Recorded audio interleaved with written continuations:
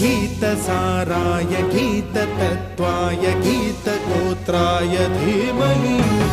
गूढगुल्फाय गन्धमत्ताय गोजयप्रदाय धीमहि गुणातीताय गुणाधीशाय गुणप्रविष्टाय धीमहि एकदन्ताय वक्रतुण्डाय गौरीतनयाय धीमहि गजेशानाय भालचन्द्राय श्रीगणेशाय